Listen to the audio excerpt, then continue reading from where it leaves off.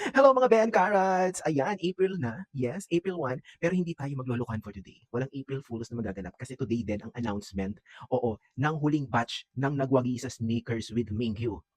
Na hanggang ngayon ay hindi pa ako napipili mga be. Kaya bago yung resulta, ito muna ang resulta ng aking ranking sa iba't ibang era ni Mingyu mga be. Eto, very totoy pa siya rito, tsaka grabe yung gel. Tsaka spray net be. Pero kita nyo naman, ang pogi na. Pero Mingyu, number 10 lang yan. Ano yan?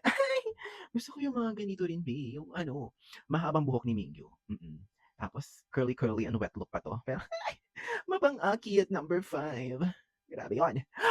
Yan, ganyan na kapag umiiksi yung buhok. Pero mukha siyang totoy rito, 'di ba? Yun yung mako-comment ko nung una kong nakita yung picture na 'to, eh. So saktong-sakto lang, 7, ganyan.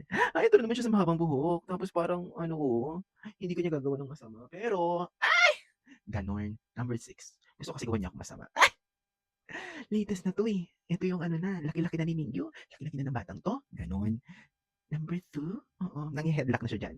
Uy, tutoy rin siya dito pero I love the lips, kung ano man yun nandun.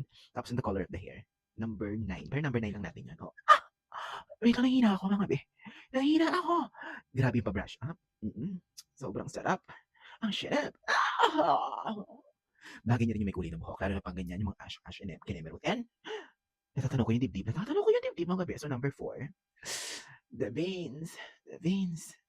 Hindi niya deserve yung number 8 pero wala na kasing ibang puwesto. Oo siya alam niyo na deserve nito yung number 1. Ito yung mangwawasak na Mingyu at magpapawasak naman ako. Gano'n. So good luck sa'tin sa result mamaya ha. Sarap.